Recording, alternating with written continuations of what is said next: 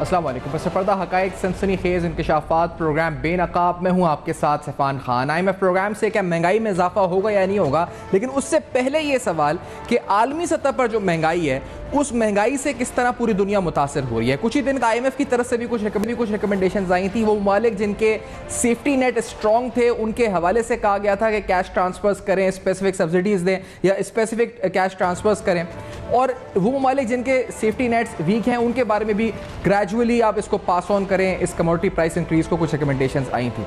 इसके साथ साथ हमने देखा कि न सिर्फ पाकिस्तान बल्कि पूरी दुनिया में इस महंगाई के असर आना शुरू हुए। कल ही हमने देखा कि सिंगापुर की तरफ से तकरीबन $1.5 अरब का एक पैकेज अनाउंस हुआ है। इस पैकेज के अंदर उन्होंने मुख्तलिफ चीज़ें रखी हैं, कैश ट्रांसफर्स रखे हैं, कुछ उन्होंने रिलीफ दिया है टैक्सेशन की सूरत में, कुछ और अहम इकदाम हैं जिनका ऐलान हुआ है वहाँ के वज़ीर ख़रज से। मिसाल आपको इसलिए दे रहे हैं कि सिंगापुर की इकॉनमी पाकिस्तान से बहुत मुख्तलिफ है, लेकिन वहाँ पर भी महंगाई की वजह से महंगाई के असरात को कम करने के लिए तकरीबन $1.5 अरब का $1.1 बिलियन का ये पैकेज है जो अनाउंस किया गया है। क्या कहा है वहाँ के वज़ीर ख़जाना ने, क्या ऐलानात हुए हैं वहाँ पर, ये आपको शुरू में दिखाते हैं ज़रा क्या कहा है। Let's hear this.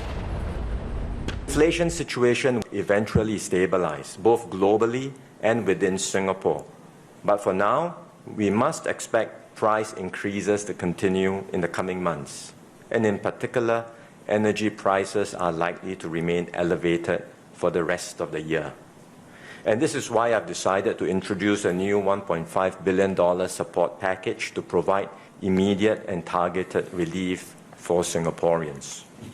The support measures in this package are tilted towards helping our lower income and vulnerable groups because they are the ones who are disproportionately impacted by the effects of inflation.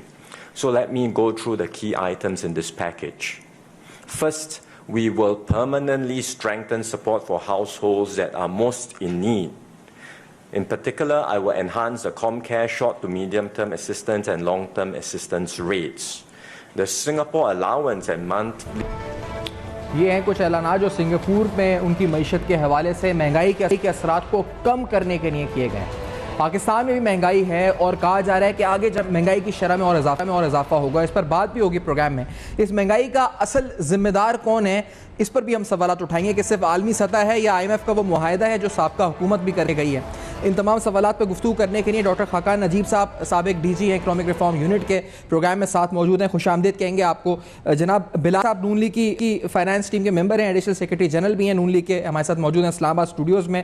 और रज़ा रूमी साहब मौजूद हैं, senior तर्ज़ निगाह, senior सहाफ़ी लाहौर से, DSNG के programme में साथ मौजूद हैं। तीनों मेहमान हज़रत का को खुशामदीद कहते हुए, रज़ा साहब महंगाई के असरात तो आएंगे आगे और इस मुआहदे के बाद भी आएंगे IMF के साथ जो एग्रीमेंट है, लेकिन इससे कबल क्या महंगाई का जिम्मेदार आप इस मुआहदे को समझते हैं और इससे कितना नुकसान हुआ जो शौकत तरीन, शेख इमरान खान साहब के दौरे हुकूमत में जो कुछ भी हुआ, कितना माशी नुकसान हुआ इससे और कितना आम आदमी का नुकसान हुआ माशी तौर पर उस मुआहदे से? रज़ा रूमी साहब से पिछली जो गवर्नमेंट थी उसने आते ही उसको IMF के पास जाना पड़ा था, और IMF की जो शराइत होती हैं वो बड़ी कड़ी होती हैं, खुसूसन वो सब्सिडीज़ जो हैं वो कहते हैं आप विड्रॉ करें।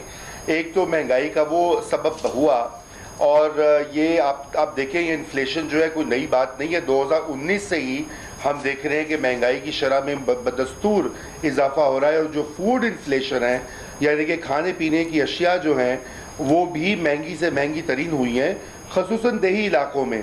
और लेकिन अभी जो इस वक्त सूरत हाल है, ये बीच में एक तो कोविड आ गया और जो यूक्रेन की जंग जो छिड़ी रूस ने जब उसको हमला किया, उससे तेल की कीमतें भी ऊपर गई हैं। और पाकिस्तान की इस वक्त जो है सबसे बड़ा मसला ये है कि हमारी मईशत जो है वो इम्पोर्टेड तेल के ऊपर डिपेंडेंट है, और डॉलर की कीमत जब ऊपर जाती है तो तेल की कीमत भी ऊपर गई है। यही वजह है कि आज तेल की कीमत जो होशरुबा सतह पर आ गई है। और ये जो अब IMF वो हमारे साथ माहिदा फाइनल भी नहीं कर रहा जब तक उसकी तमाम शराइत पर अमल ना किया जाए। तो किसी एक मैं हुकूमत को नहीं कहूँगा, वो ब्लेम नहीं करूँगा, लेकिन ये माहिदा पिछली हुकूमत ने किया था, उसको बिल्कुल इसकी जिम्मेदारी उन्होंने, बल्कि एक बहुत ही जो गफलत की कि फरवरी में उनको ये कीमतें बढ़ानी चाहिए थी, उन्होंने नहीं बढ़ाई। इमरान खान साहब ने, चूँकि उनको लग रहा था कि उनकी छुट्टी हो जाएगी, तो उन्होंने कहा अगली हुकूमत के लिए बकौल शेख रशीद बारूदी सुरंग बिछा दी जाए। और यही हुआ कि इस नई हुकूमत के लिए बारूदी सरुंग के ऊपर अब उनके पाँव लग रहे हैं, क्योंकि पिछली हुकूमत जो फैसले नहीं कर पाई और IMF का जो मायदा वो करना है, अब इस हुकूमत को वो कड़वी गोली खानी पड़ी है, उसकी मकबूलियत पर भी असर होगा। लेकिन डॉलर की जो कीमत है वो उसकी उड़ान से भी महंगाई पे बहुत बड़ा असर पड़ेगा और अब एक ताज़ा लहर महंगाई की वो पाकिस्तानियों को दरपेश। लेकिन रज़ा साहब, ये क्या सियासत है कि एक तरफ आप जिस तरह कह रहे हैं कि वो मुआहिदा भी एक तरह से हम ये बिल्कुल दुरुस्त है कि सब सारी जिम्मेदारी तो उनकी नहीं, इधर भी है, लेकिन इसके बावजूद जो मुआहिदा किया उनकी हुकूमत ने और जो आज महंगाई है, अगर उसकी जिम्मेदार वो मुआहिदा है तो आज वो ये सियासत कर रहे हैं कि महंगाई और महंगाई के खिलाफ मार्च या महंगाई के खिलाफ एहतजाज, आज वो ये सियासत कर रहे हैं रज़ा रूमी साहब, जैसे महंगाई के वो जिम्मेदारी नहीं। बिल्कुल वो सियासत कर रहे हैं, बल्कि मैं तो आपको बहुत ही साफ अल्फाज में कहूँगा गलत बयानी कर रहे हैं, लोगों को सही मालूमात नहीं दे रहे, गुमराह कर रहे हैं PTI, क्योंकि PTI अपनी कारकर्दगी को मुकम्मल तौर पे भूल चुकी है। देखिए, एक तरफ आलमी जो भी असबाब थे, पाकिस्तान के अंदर आपने देखा कि किस तरह से शुगर माफिया ने पाकिस्तानियों का खून निचोड़ा, रातों रात चीनी की कीमतें 2 गुना 3 गुना 4 गुना बढ़ गई, किस तरह गंदम और आटे की कीमतें जो हैं 2019-2020 में इतनी ऊपर गई, उसकी स्मगलिंग भी हुई और उसका बेजा इस्तेमाल और ये जो कार्टेल्स जिनको हम माफिया कहते हैं, ये उनका भी किया धरा है। और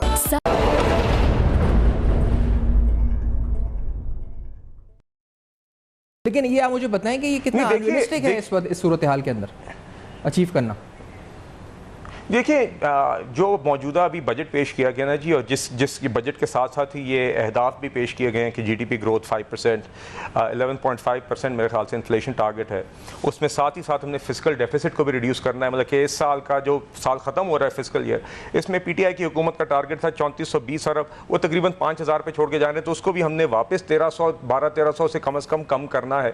तो ये सारी चीज़ें हमने बैलेंस करनी थी और ये इस बजट के अंदर रिफ्लेक्ट करती हैं। अब जो बात आपने की महंगाई की, देखिए अभी यकीनन जो मुश्किल फ़ैसले हमें लेने पड़े हैं बिलखुसूस पेट्रोलियम की कीमतों के हवाले से, ताकि वो हम उस खसारे को कम करें और जो हमारी मईशत बोझ नहीं उठा सकती वो ना उठाए और हम बेहतरी की तरफ जाएँ और टारगेटेड सब्सिडीज़ बुनियादी अशिया में कमज़ोर तबकात को मदद फराम करें। हमने वो पॉलिसीज़ की हैं, मगर महंगाई के अंदर कोई शक नहीं है इसमें कि पेट्रोलियम की कीमत में जो इजाफा हुआ है इससे इनिशियली एक आपको ओवरऑल महंगाई पर एक उसका असर नज़र आएगा, मगर इंशाल्लाह विद टाइम आप देखेंगे कि क्योंकि ये पूरे माली साल का टारगेट है, ये अगले 1-2-3 महीने का टारगेट नहीं है, तो आप देखेंगे कि पहले जो महंगाई में असर आएगा वो आहिस्ता आहिस्ता हम इंशाल्लाह उम्मीद कर रहे हैं कि दूसरे, तीसरे, चौथे क्वार्टर में इस माली साल के वो फिर इन्फ्लेशन का जो कर्व है वो एक इन्वर्टेड यू की तरह होगा कि महंगाई की शरह आहिस्ता नीचे आएगी। तो इंशाल्लाह आपको लगता है कि अचीव हो जाएगा। मैं ये रज़ा रूमी साहब की तरफ भी इस बात को लेकर जाना चाहूंगा। रज़ा रूमी साहब, ये एक तरफ तो ये तासुर जी इंशाल्लाह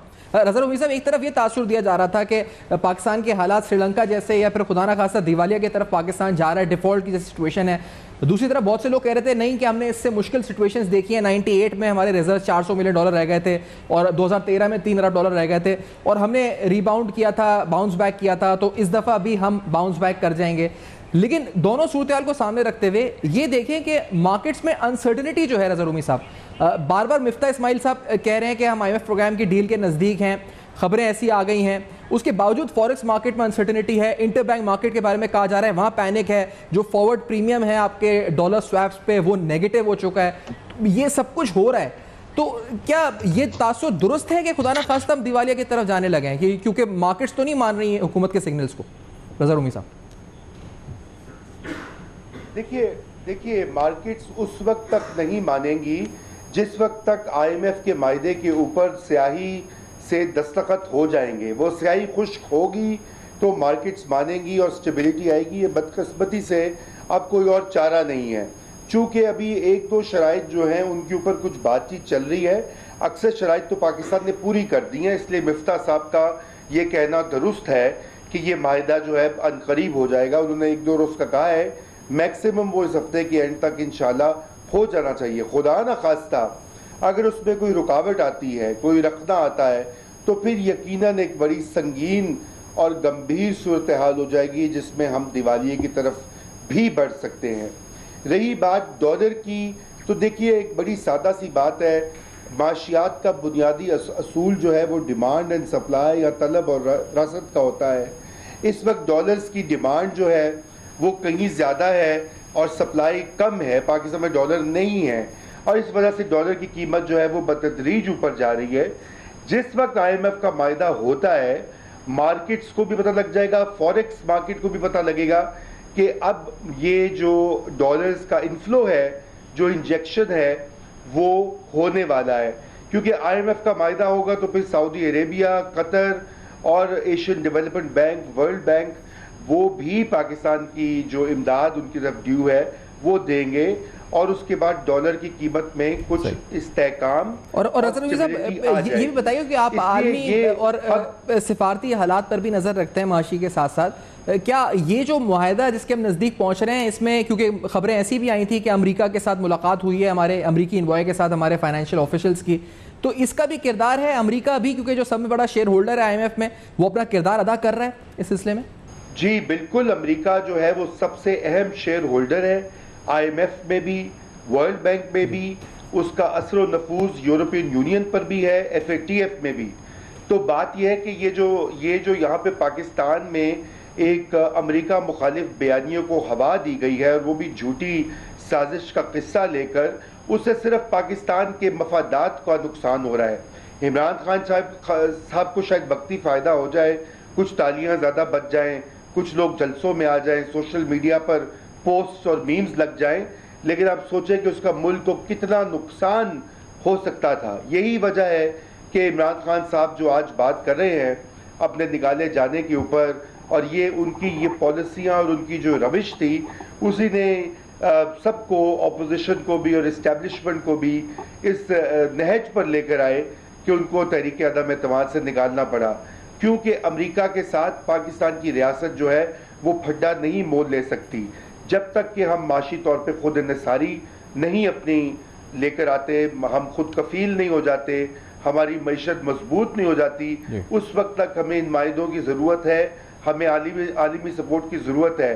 उन तमाम अमूर के ऊपर ढेले का काम नहीं हुआ पिछले 4 साल में, सिर्फ बयानियाँ और क्या उसे बोलते हैं बयानबाजी और जो है बढ़ के जो बदकिस्मती अभी तक भी जारी है। रज़ा साहब एक ब्रेक हमें लेनी है, इस ब्रेक के बाद नाज़रीन आते हैं तो कुछ और अहम सवालात, माशी सूरत हाल, महंगाई और ख़ासतौर हुकूमत के लिए कितना बड़ा सियासी चैलेंज ये बन चुका है, ये सब कुछ इस ब्रेक के बाद हमारे साथ है।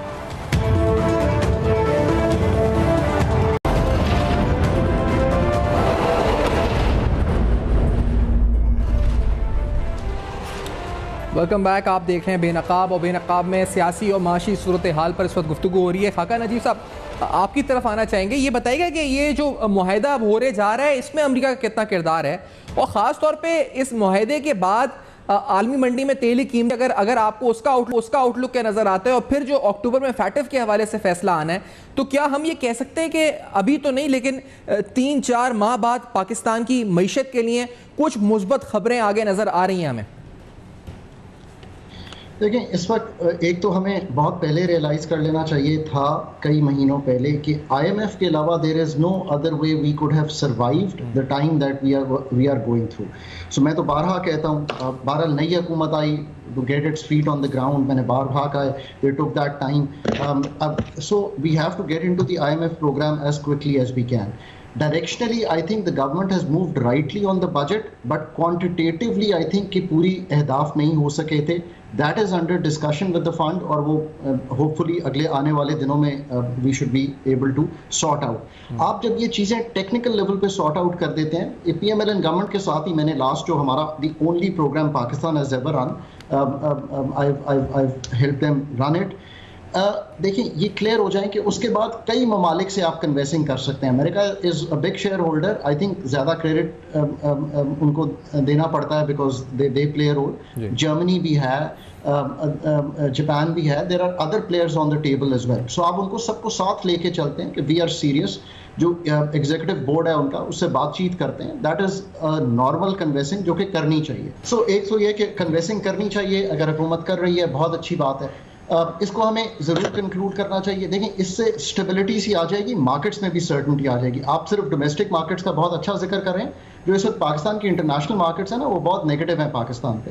पाकिस्तान के लिए जो क्रेडिट के दरवाजे हैं वो बंद हैं। पाकिस्तान का जो एक 31 में हमारा बॉन्ड हमने जो फ्लोट किया हुआ है, वो इस वक्त 63 पैसे का बिक रहा है। टू 1 रुपए की कीमत हो तो 63 पैसे में अवेलेबल है। पाकिस्तान का जो बॉन्ड अभी दिसंबर में ख़त्म होने वाला है, उसकी 22.5% की यील्ड है। So you know we must realise हमारे रिजर्व्स $9 बिलियन के भी नहीं रह गए हैं। आज स्टेट बैंक को एक कम्युनिके इशू करना पड़ा है कि यार the position is comfortable, don't worry. So things are that serious. इस सीरियसनेस को लेते हुए ज़रूर कोशिश बहुत अच्छी हो रही है, बजट की रिव्यू हो रहा है सब कुछ, so that we are able to make that.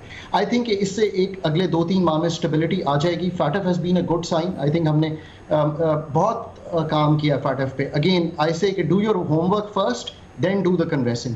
34 points थे, 2 मैट्रिसेस थे। किसी मुल्क को 2 मैट्रिसेस नहीं फॉलो करना पड़े। पहले हमने 27 पॉइंट्स का एक मैट्रिक्स फॉलो किया जो FATF का था, फिर हमें APG में डाल दिया गया जो कि 7 पॉइंट्स थे, और वो 7 points, and I was in Paris जब ये सब कुछ हो रहा था विद द टीम, वो 7 पॉइंट्स देना मुल्क को और प्रेशराइज करना था। तो चलें, हमने वो 7 पॉइंट्स अहेड ऑफ टाइम ख़त्म किए। Credit to everyone in the country, तमाम इदारे, तमाम गवर्नमेंट्स, तमाम लीडरशिप। जो उस वक्त की ऑपोजिशन थी उसने भी अपना रोल प्ले किया। वो अब आज की गवर्नमेंट है, उसने भी कन्वेसिंग की। उसके बाद कन्वेसिंग हुई। कन्वेसिंग क्या, हम जब साइड लाइन्स पे सबसे बात करते हैं, जापान से भी करते हैं, चाइना से भी करते हैं, मलेशिया से भी करते हैं, टर्की से भी करते हैं। So that is how the world works. और ऑयल प्राइसेस पे खान साहब लास्टली के आपका क्या आउटलुक क्या है ऑन इंटरनेशनल ऑयल प्राइसेस? यार देखें, ऑयल प्राइसेस मुश्किल काम है। मैं खाकान साहब से पूछा है, बिलाल साहब मैं फिर आपकी तरफ आता हूँ। खाकान साहब प्लीज़ अगर आप शॉर्टली दें, फिर उसके बाद बिलाल साहब का जवाब ले लूँ। जी देखिए, मेरा पॉइंट ऑफ व्यू है कि जितने भी मैंने फंड मैनेजर से बात की है, and that is what I do today, and जितने भी मैंने अभी अदारिये पढ़े हैं इस पे, जो भी मैंने तहकीक पढ़ी है, ऑयल प्राइसेस यहाँ से बहुत ज़्यादा नीचे भी नहीं है और बहुत ज़्यादा ऊपर भी नहीं है। So if they stay around the bracket, but that all really depends कि दुनिया में जैसे फेड ने रेजिंग की है, फिर रेजिंग आएगी, तो वो एक दुनिया की डिमांड को संभालने की कोशिश करेंगे। और अगर दुनिया की डिमांड थोड़ी सबड्यू हो जाती है, जो कि उम्मीद है कि हो जाएगी, और थोड़ा सा ओपेक का भी अपलिफ्ट आ जाता है, और ये जो रशिया यूक्रेन वॉर है ये अगले 2-3 माह में सबसाइड कर जाती है, so we can hope for something better. But Pakistan को ये याद रखना है कि अगले 3 महीने, ये मैं फिर कहता हूँ, फजर पे उठें और मगरिब पे क्लोज करें। व्हेन पीपल, जब हुकूमत ये कोशिश करती है 6 बजे बंद कराने का और लोग कहते हैं हम 9 बजे तक बंद नहीं करेंगे, तो आई थिंक ठीक है। बिलाल कैनी साहब का भी मैं लास्ट कमेंट लेना चाहूँगा। बिलाल कैनी साहब, आप हम समझे कि कुछ माह के अंदर शायद बेहतरी आए और ये चीज़ें आहिस्ता आहिस्ता, कब तक आपकी टीम समझ रही है कि शायद एक सही ट्रैक पे मईशत आ सकेगी? उसके हवाले से देखिए, जैसे कि मिफ्ता इस्माइल साहब ने बताया, कहते रहे हैं, इंशाल्लाह कि हम उम्मीद करें कि इन्हीं 1-2 दिनों के अंदर कोई इंशाल्लाह we will have some news आवाम के लिए, एक खुशखबरी होगी IMF के हवाले से, तो वो काफ़ी वहाँ पे चीज़ें क्लोज हैं। और इंशाल्लाह जो जिस तरह रज़ा रूमी साहब ने बात की थी कि ये जब IMF की साथ एक अंडरस्टैंडिंग की बात आ जाएगी, तो उससे यकीनन मार्केट्स में किस तरह काम आएगा, और एक लिहाज से थोड़ा सा समझ आती है कि क्यों क्योंकि वक्त इख्तिताम पे पहुंचा है। मैं शुक्रिया, इससे बाद इस्तेहकाम भी आएगा और आगे बिलाल कैनी साहब का भी, रज़ा रूमी साहब का भी, और खाका जिन्होंने वक्त दिया प्रोग्राम में ज्वाइन किया। अहम तरीन मामलात महंगाई के हवाले से जो सूरत हाल है, उसका असर मौजूदा सियासी सूरत हाल पर, और महंगाई का असल जिम्मेदार आखिरकार क्या वो मुआहदा है जो साबका हुकूमत ने IMF से किया। फीडबैक जरूर दीजिएगा फेसबुक, ईमेल्स और ट्विटर पे। देखते रहेगा अब तक, अपना बहुत ख्याल रखिएगा।